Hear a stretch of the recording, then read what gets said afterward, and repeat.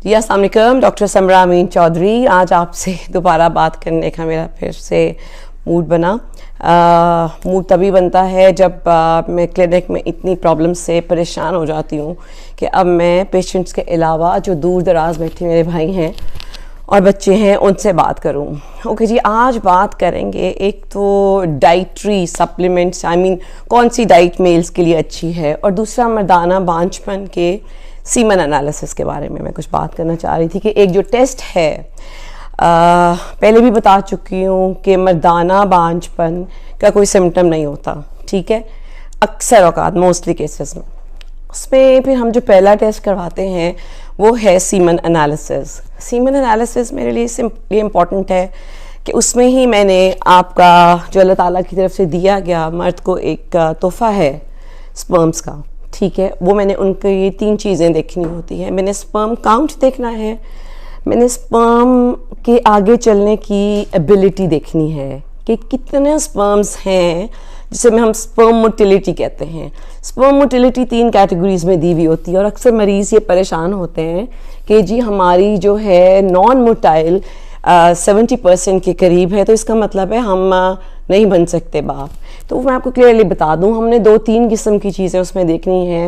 Rapid progressive movement, जो सबसे तेज़ चलते हुए स्पर्म की कितनी मिकदार है जो हमें चाहिए, वो होती है एक, मैं आपको अमाउंट बताती हूँ। तीसरी चीज़ है स्पर्म मॉर्फोलॉजी। मॉर्फोलॉजी यानी कि कितने स्पर्म्स हैं जो जिनका हेड, जिनका सर, जिनकी नेक, जिनका गला और जिनकी tail, head neck and tail, तीनों चीज़ें नॉर्मल हैं।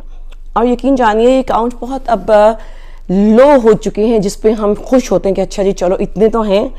तो अब काउंट में मैं बता दूं जी, हमें चाहिए होते हैं, अगर 1 मिलीलीटर ऑफ सीमन में 15 मिलियन स्पर्म्स हो तो दैट इज़ नॉर्मल, ठीक है। और अगर हमारे पास वॉल्यूम आ रही है 2 मिलीलीटर्स, तो उसको आप डबल कर लें, यानी कि 30 मिलियन हमारे पास आ गए, तो अल्हम्दुलिल्लाह उस पर नॉर्मली आराम से बाप बनने की कैपेसिटी जो है वो आगे आ सकती है।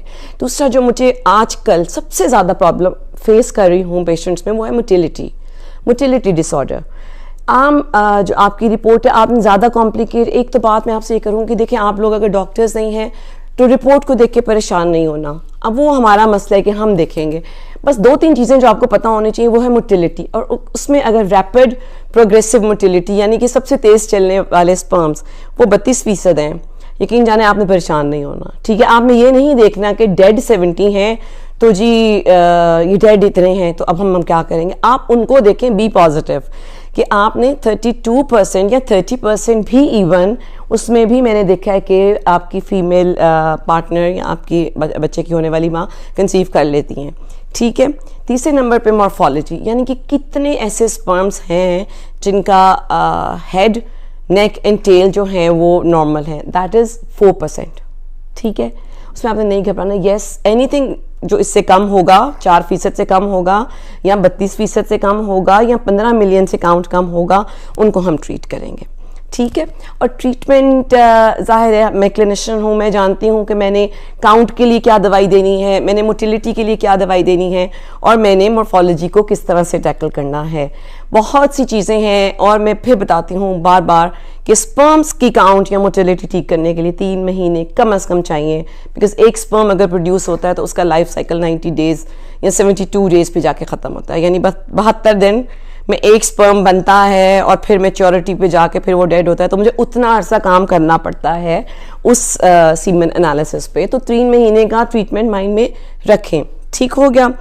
और दूसरा टेस्ट, मतलब पहले मैंने आपको बताया सीमन एनालिसिस में अगर कोई अबनॉर्मैलिटी आ रही है तो उसके बाद मैं दूसरा टेस्ट क्या करवाती हूँ, मैं करवाती हूँ जी अल्ट्रासाउंड, आपके मेल पार्ट्स का अल्ट्रासाउंड। वो मैं लिख के देती हूँ, प्रॉपर डॉक्टर्स होते हैं, मैं ज़बानी बार बार कहूँगी, मैं फ़ोन पे ट्रीटमेंट नहीं कर सकती। उसमें हम वजह ढूंढने की कोशिश करते हैं। अच्छा, स्पर्म काउंट को जो चीज़ें कम कर रही हैं उनकी वजह पे अब आ जाते हैं, या आपके सीमन एनालिसिस को कुछ चीज़ें जो डिस्टर्ब करती हैं, वो आपकी जो हमारे माहौल में है, उनमें सबसे पहले आ जाती है जी इन्फेक्शन। किसी भी किस्म की इन्फेक्शन, वो यूरिनरी ट्रैक्ट इन्फेक्शन है, अगर वो अनट्रीटेड रह गई है तो वो आपके ज़रूर सीमन एनालिसिस में जाके पस सेल्स दे देगी, ठीक है। नंबर 1 इन्फेक्शन हो गई, आपने जिस तरह की भी कभी इन्फेक्शन हो, आप मेरे पास नहीं भी आ सकते जिस जगह भी हैं, तो इन्फेक्शन को आप ज़रूर सीरियस लें और उसमें आपने उसकी ट्रीटमेंट ज़रूर करवानी है। तो उससे आपके माहौल का जो आप जॉब कर रहे हैं जहाँ पे, वहाँ पे अगर टेम्परेचर रेज्ड है तो फिर आपको ठंडे पानी से बार बार नहाना चाहिए, ठीक है। हमारा जो बॉडी टेम्परेचर है, आपके मेल पार्ट्स का body temperature 2 degrees lower than that रहना चाहिए, और उसमें इसीलिए हम कहते हैं कि tight clothings for a male boy are not good. मर्द के लिए बहुत टाइट कपड़े अच्छे नहीं हैं, मर्द के लिए बहुत टाइट अंडरवियर्स अच्छे नहीं हैं। ज़रा बॉक्सर शॉर्ट्स पे आ जाएं और रात को खुले कपड़े पहन के सोएं, और दिन में 2 दफ़ा, खैर आजकल तो बहुत ठंड है लेकिन गर्मियों में ठंडे पानी से नहाना है। और ये जो जकूज़ी बाथ्स हैं और स्वाना बाथ्स हैं, मैं कहती हूँ ये पढ़ी लिखी जनरेशन के लिए बता रही हूँ कि ये अच्छी नहीं है हमारी मेल हेल्थ के लिए, ठीक है। तीसरी चीज़ आती है आपका मेल एरिया की प्रोटेक्शन। कोई भी इंजरी उस एरिया की, जो आपके टेस्टिकल्स को बॉल लग जाए या कोई हॉकी लग जाए, तो सब बच्चे जो हैं और बड़े भी अपने मेल एरिया को कवर करके शील्ड्स पहन के फिर खेलें, ठीक हो गया। चौथा आ जाता है खुदा न खास्ता कोई उस एरिया का कैंसर, वो भी स्पर्म काउंट को और उसकी मोटिलिटी को डिक्रीज़ कर देगा। 5वीं चीज़ जो बहुत कॉमन है आजकल, वो है वेरिकोसील। वेरिकोसील एक ऐसी अब आजकल मैं ज़्यादा ही देख रही हूँ जिसको हम ट्रीट कर सकते हैं। वेन्स आपके इर्द गिर्द, मेल पार्ट के इर्द गिर्द जो हैं, वो वेन्स यानी शरियानें वो फूल जाती हैं। आपको ऐसा महसूस होगा जैसे कि आपके उस पार्ट में कोई कीड़ों का गुच्छा सा बन गया है। अगर ऐसा हो या आपके उस पार्ट में दर्द हो तो फ़ौरन डॉक्टर से रब्ता करें, क्योंकि ऐसी सब चीज़ें, ऐसे डेंजरस केमिकल्स फेंकती हैं, ऐसे यानी कि ख़तरनाक जहरीले मादे फेंकती रहती हैं जो कि आपके स्पर्म्स को डेड कर देती हैं, या जो डेड नहीं हैं उनकी चलने की स्पीड को कम कर देते हैं। तो ये सब चीज़ें हैं जो कुछ हम अवॉइड भी कर सकते हैं, कुछ को हम ट्रीट भी कर सकते हैं।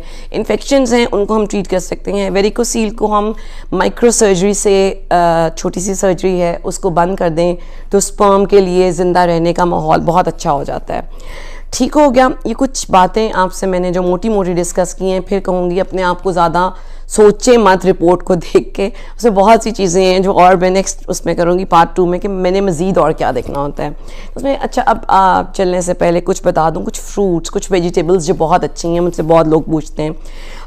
अव्वल आजकल सर्दियाँ हैं, फ़िश ज़रूर लें, सब लोग फ़िश खाएँ, ठीक है।